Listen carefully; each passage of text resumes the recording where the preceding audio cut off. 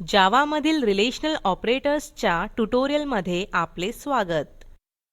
आपण शिकणार आहोत Boolean data type, relational operators आणि त्यांच्या सहाय्याने डेटाची तुलना कशी करावी. त्यासाठी उबुंटू 11.10, JDK 1.6 आणि Eclipse 3.7 वापरणार आहोत. जावामधील डेटा टाइप्सचे ज्ञान असणे आवश्यक आहे. नसल्यास संबंधित ट्युटोरियलसाठी आमच्या वेबसाईटला भेट द्या. रिलेशनल ऑपरेटर्सद्वारे कंडिशन्स तपासता येतात.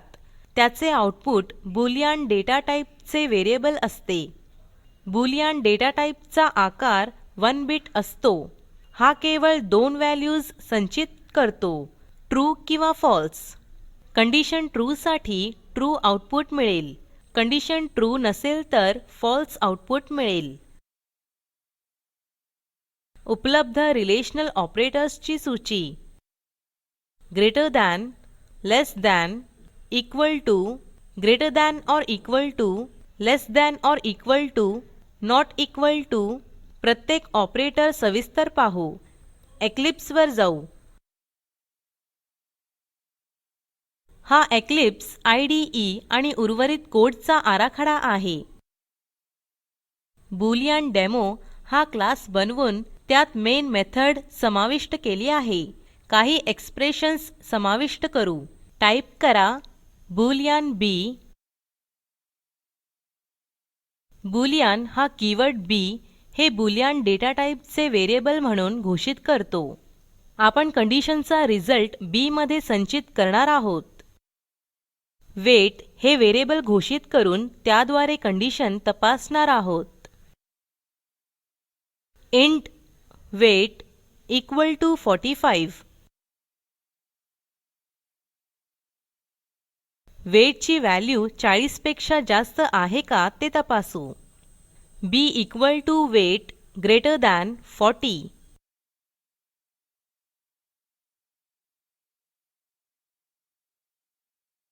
हे स्टेटमेंट व्हेरिएबलची व्हॅल्यू 40 पेक्षा जास्त आहे का ते तपासून मिळालेले रिझल्ट b मध्ये संचित करेल. b ची व्हॅल्यू प्रिंट करू. System dot out dot println b. Save करून कार्यान्वित करा.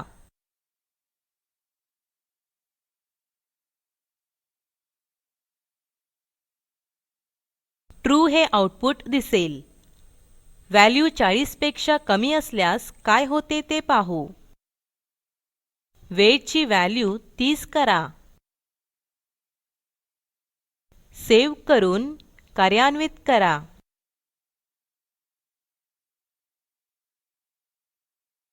अपेक्षित फॉल्स हे आउटपुट दिसेल.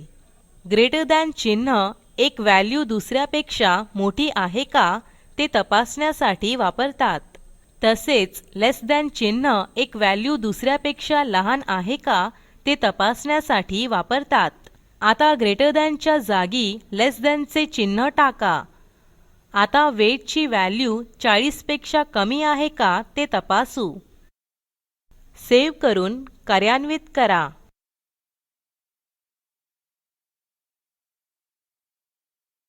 अपेक्षित ट्रू हे आउटपुट मिळेल. वेट ची व्हॅल्यू 45 करून आउटपुट पाहू.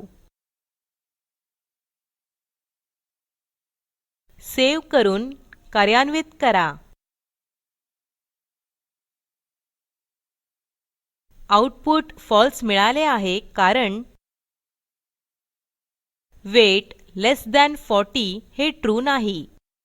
दोन्ही व्हॅल्यूज सारख्या आहेत का हे कसे तपासायचे ते पाहू. त्यासाठी दोन इक्वलची चिन्हे वापरतो. लेस दॅनच्या जागी डबल इक्वल टू टाका. सेव्ह करून कार्यान्वित करा.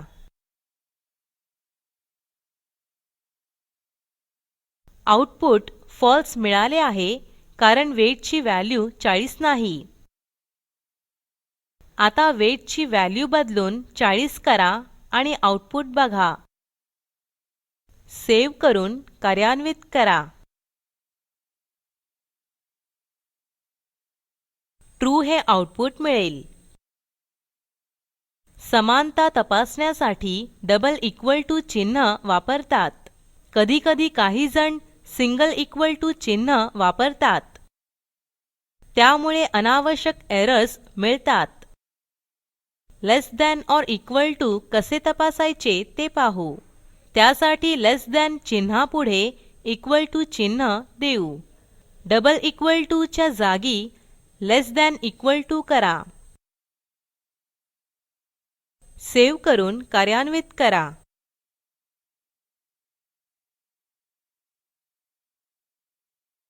ट्रू हे आउटपुट मिळेल.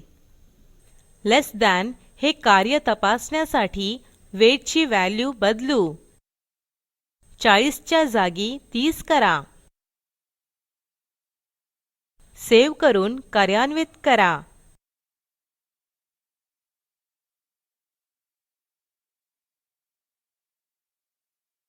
वेट नॉट इक्वल टू 40 असले तरी ट्रू हे आउटपुट मिळाले कारण ते लेस दॅन 40 आहे. जर वेटची व्हॅल्यू 40 पेक्षा जास्त असेल तर काय होते ते पाहू. समजा 50 आहे. सेव्ह करून कार्यान्वित करा.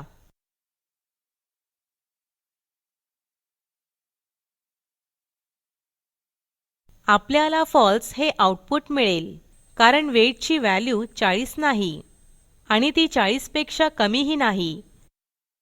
तसेच ग्रेटर दॅन और इक्वल टू साठी ग्रेटर दॅन चिन्हापुढे इक्वल टू चिन्ह देतो. हे वापरून बघू.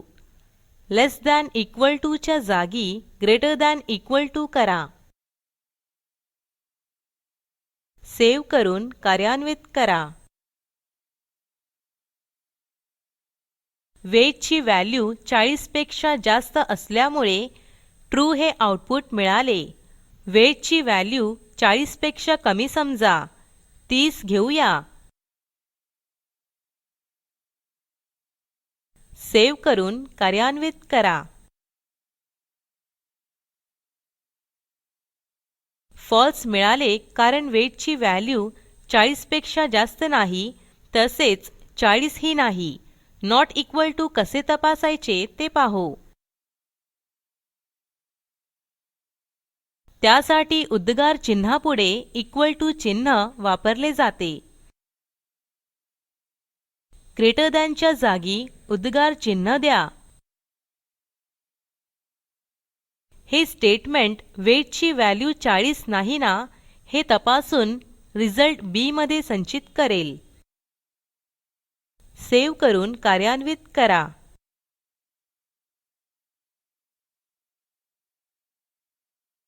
आपल्याला ट्रू हे आउटपुट मिळाले कारण वेटची व्हॅल्यू 40 नाही.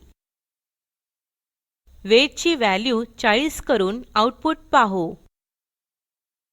30 च्या जागी 40 करा. सेव्ह करून कार्यान्वित करा.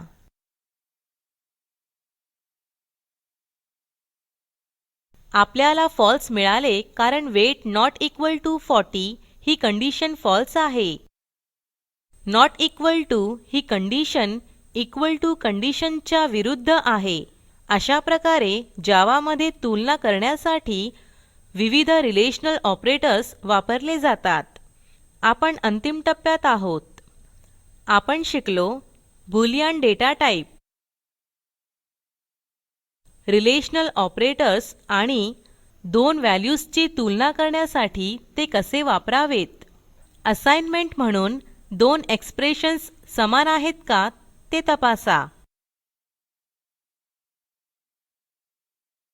प्रकल्पाची अधिक माहिती दिलेल्या लिंकवर उपलब्ध आहे, ज्यामध्ये तुम्हाला प्रोजेक्टचा सारांश मिळेल. जर तुमच्याकडे चांगली बँडविड्थ नसेल तर आपण व्हिडिओ डाउनलोड करूनही पाहू शकता. Spoken tutorial project team spoken ट्युटोरियल्सच्या सहाय्याने कार्यशाळा चालविते. परीक्षा उत्तीर्ण होणाऱ्या विद्यार्थ्यांना प्रमाणपत्रही दिले जाते. अधिक माहितीसाठी कृपया contact@spoken-tutorial.org वर लिहा. स्पोकन ट्युटोरियल प्रोजेक्ट हे टॉक टू टीचर या प्रोजेक्टचा भाग आहे. यासाठी अर्थसहाय्य national mission on education through ICT MHRD government of India यांच्याकडून मिळालेले आहे. यासंबंधी माहिती पुढील साईटवर उपलब्ध आहे. धन्यवाद.